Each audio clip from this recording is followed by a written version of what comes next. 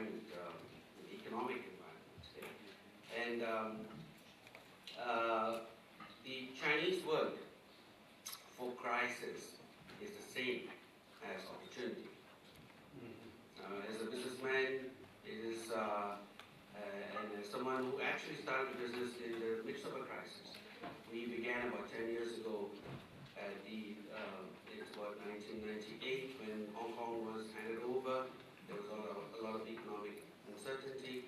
The internet bubble had burst, and we, at that moment in time, decided to start an e-commerce company. And against the wishes of, against the advice of a lot of pundits at the time. The reality is that, I think we could not have picked a better time.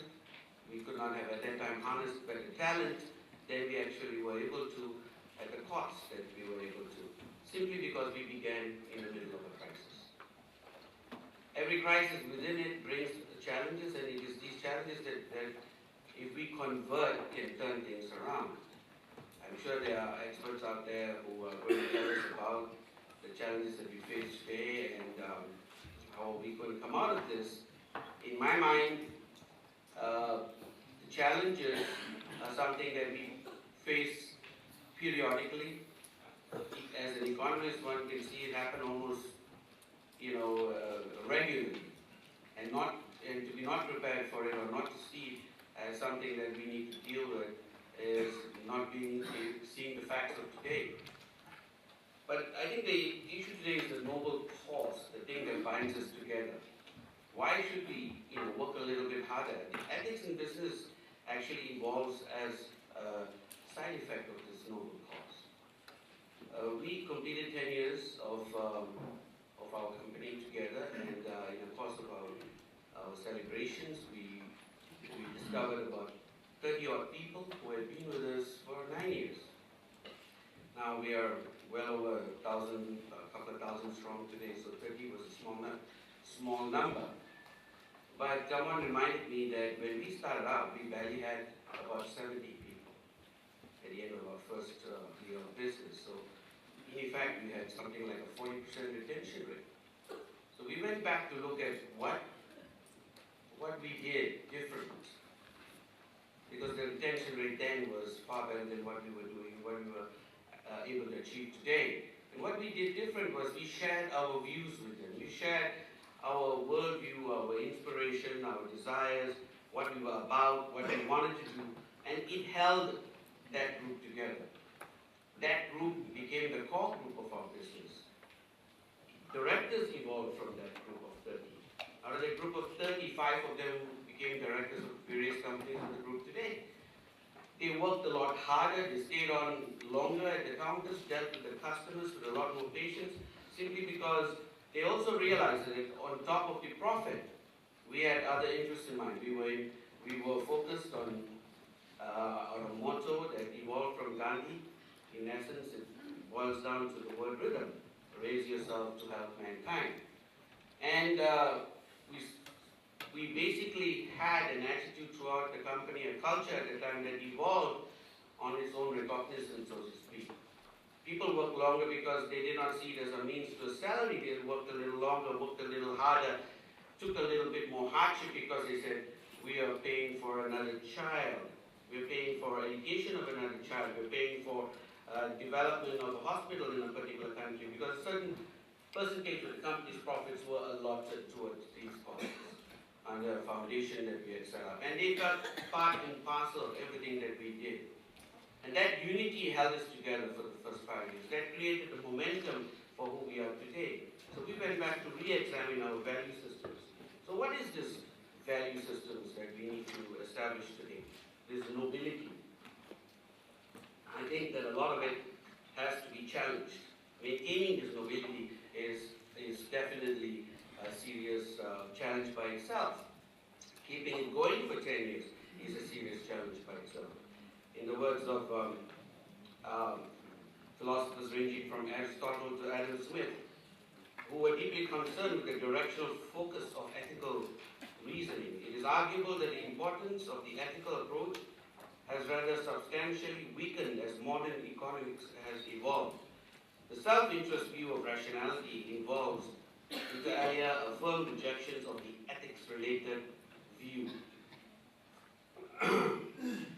of motivation. Trying to do one's best to achieve what one would like to achieve can be a part of rationality, and this can include the promotion of non-self-interested goals. The whole point is, as Smith himself puts it, if man, according to the Stoics, ought to regard himself not as something separated, but as a citizen of the world, a member of the vast commonwealth of nature, and to the great interest of this great community, he ought at all times to be willing that his own little interest should be sacrificed. And that today, ladies and gentlemen, holds as true as it was at the day that Adam Smith stated it. That is the core of business as it should be. Business itself merely is a matter of attitude. Nobility is adding altitude to that attitude. Being able to look beyond our fences, so to speak, to see onto that of our neighbors, to care a little bit more, to have a little bit more compassion. What is nobility in business? It's as much pertinent to being described the way Mother Teresa would describe it. When a reporter asked Mother Teresa, when she picked up a child from a puddle, and she was tending to the needs of the child, she was being interviewed, he said, why this particular child? There's a million others out there. And she said, because it makes a difference to this one. And that, ladies and gentlemen, is that. That is nobility, making a difference to the person around us. We cannot change the world overnight, but we can change each other. And we can start from within, because everything eventually does start from within.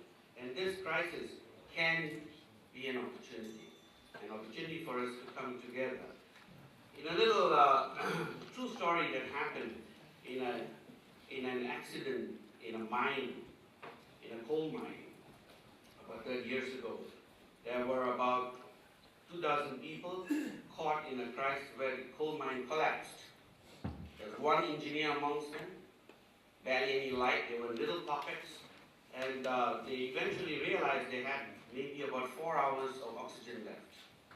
This one engineer, the only one with a watch at the time, basically calculated, being the person who understood the workings of the mine, said we have 4 hours left. And I will tell you the time so that we can hold together. We should be free by the end of it. So every 5 minutes he would call out 5 minutes. So that's 3 hours and 55 minutes left, and so on. And he would keep calling this out. And people would keep calling, this 5 minutes not up, it's not up, over and over again. But he would, no, it's not up, it'll be coming up again. Now eventually, the rescue people, teams got through and got the people out one at a time. And when they came out, they asked, so you guys did it pretty fast. We didn't expect you to do this in 4 hours. We had only oxygen for 4 hours. How did you do that? And in essence, they found out it had taken 2 days. It had taken 2 days. And the last person to be pulled out was the engineer. And he was the only fatality of the day. He did not make it. Because he recognized the truth and he knew that the 4 hours were long over and he had to deal with it, but he had to lead the others for as long as he could.